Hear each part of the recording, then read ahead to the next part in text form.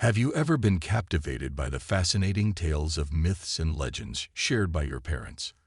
Have you ever experienced the suspenseful moments when someone purposefully crafted a spine-chilling noise to send shivers down your spine? Or perhaps in times of misbehavior, instead of facing admonishment or a swift hand, you were presented with a captivating story? Well, if you are fortunate to have Hispanic or Latino parents, chances are you are intimately acquainted with the enigmatic figure I am referring to, La Llorona. The tale of the weeping women, known as La Llorona, has traversed borders and taken on various forms throughout the world. However, at its core, it shares a common theme: a ghostly figure who perpetually mourns the loss of her children. Often employed by parents to instill obedience in their children, this myth may have roots in a genuine origin. To unravel its true beginnings, we must delve into history, specifically during the era of the Spanish conquest. These stories can be divided into two categories: encuentros, encounters, involving personal experiences with the apparition, and historias, stories, narrating the transformation of La Llorona from a mortal woman to a vengeful spirit. While the specifics of her tale may vary based on location and storyteller, the overarching narrative revolves around a beautiful indigenous Mexican woman who falls in love with a man of higher social status. Their harmonious life together, raising their children, abruptly crumbles when he abandons her. His motives may vary from seeking a union with a woman of his own social standing to threatening to take the children away. Consumed by anger and despair, the woman tragically ends her own children's lives, sealing her own fate. As punishment, God condemns her to wander eternally as a ghost, forever searching for her lost children to gain entry into heaven. She cries out for them in the dead of night, and in her desperation may inadvertently abduct other children, mistaking them for her own. Scholars concur that fundamental aspects of this narrative predate the 16th century, when the Spanish initiated their conquests in the Western Hemisphere. One notable example is the goddess revered by the Aztec civilization, often depicted wearing white garments and carrying a cradle. She is said to wander the nocturnal streets, shedding tears before ultimately vanishing into a lake or river. Within Aztec culture, great significance was placed on women who died during childbirth, considering them cultural heroes with an afterlife akin to male warriors. However, their afterlife was not entirely blissful. They transformed into nocturnal apparitions haunting crossroads, where they would curse and tempt children. In 16th century Mexico, two significant events shaped La Llorona into the recognizable figure we know today. Firstly, the arrival of Spanish conquistadors, led by Hernán Cortés, brought forth a fusion of influences: European mythology, particularly the tragic tale of Medea, a Greek enchantress who, abandoned by her husband, heartbreakingly slays her own children, made an impact. Additionally, the introduction of Christianity into the myth added the concept of a heavenly God. The second influential factor was a woman named La Malinche, who played a pivotal role during the conquest. As part of a peace agreement, Cortés and his men received 20 female slaves, including Malinche, who hailed from a noble family. Despite the circumstances, Malinche quickly became indispensable to the Spanish as a translator and diplomat.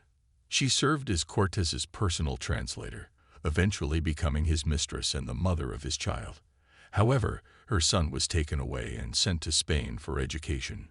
Historians widely agree that without Malinche's presence, the expedition and conquest of Tenochtitlan would not have occurred, making her a figure of controversy.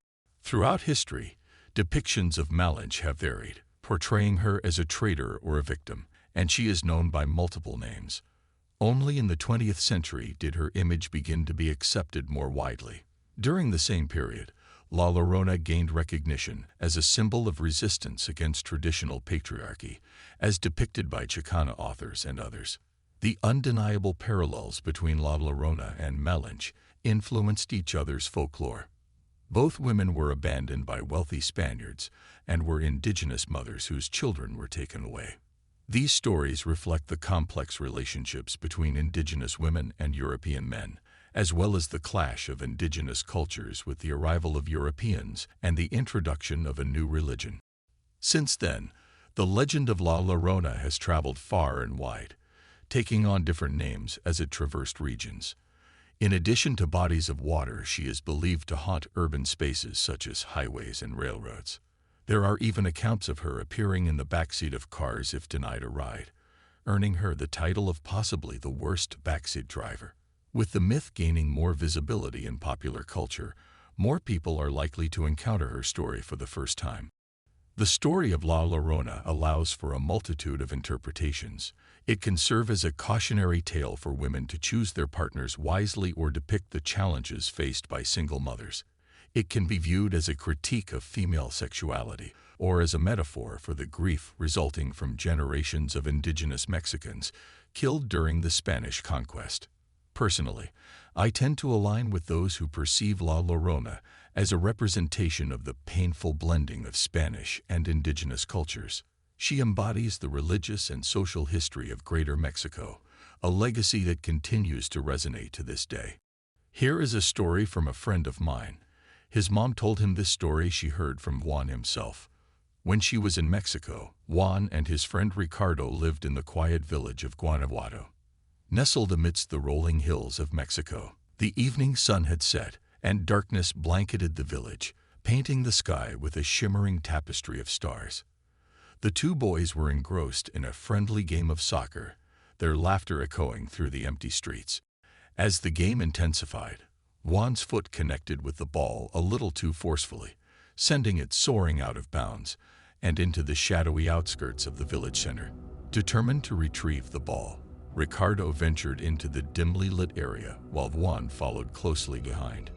Their footsteps echoed against the cobblestone streets as they ventured deeper into the darkness. Just as Ricardo reached the edge of the village, a spine-chilling moan filled the night air, freezing the boys in their tracks. The hair on their arms stood on end, and their hearts raced with fear. Without a moment's hesitation, Ricardo snatched the ball, and the two friends bolted towards home, their footsteps pounding against the pavement. As they reached the heart of the village, they encountered Jacinto, one of the esteemed elders of the community. Concern etched across his face, he questioned the boys about their hurried escape. Breathless and trembling, they recounted their encounter with the ghostly moan that had emanated from the outskirts of the village. Jacinto, known for his unwavering bravery, recognized the importance of investigating further. He fetched his trusty flashlight and motioned for the boys to follow him. Together, the trio made their way back into the depths of the village, their steps cautious yet resolute. The eerie moans grew louder with each passing moment, sending shivers down their spines. Their curiosity mingled with a sense of trepidation as they ventured closer to the source. Finally, their journey led them to a serene, shallow river. The moon's gentle glow illuminated the flowing water, casting an ethereal light upon their surroundings. Just as they were about to retreat, a mournful cry pierced the night, echoing through the stillness. Mis Hijos, the cry resounded, carrying with it a profound sense of sorrow and longing. The words hung in the air, evoking a mixture of empathy and fear within the hearts of Juan, Ricardo, and Jacinto. They exchanged glances, silently acknowledging the possibility of encountering La Llorona herself. With their hearts pounding in unison, the trio turned on their heels and sprinted back towards the safety of their village. Their footsteps pounded against the ground, echoing their shared terror. They dared not look back, knowing that the weeping woman could be trailing behind, her mournful cries haunting their every step. As they reached the village's threshold, the three companions stumbled into the embrace of their concerned families and friends.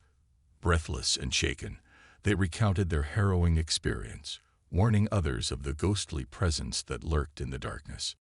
From that day forward, the tale of Juan, Ricardo, and Jacinto's encounter with La Llorona became a cautionary tale, whispered among the villagers during moonlight nights. The ghostly moans and cries of the weeping woman continued to haunt the outskirts of the village, a chilling reminder of the power of sorrow and the enduring presence of legends. Yet, amid the fear and unease, the villagers found solace in their tight-knit community. They shared their stories, protected one another, and embraced the strength and courage passed down through generations. And in the face of darkness, they held on to hope, knowing that together they could face any ghostly specter that dared to cross their path. Have you been told this by your family members? If so, tell us down below your version. Don't forget to subscribe and get your hot cocoa.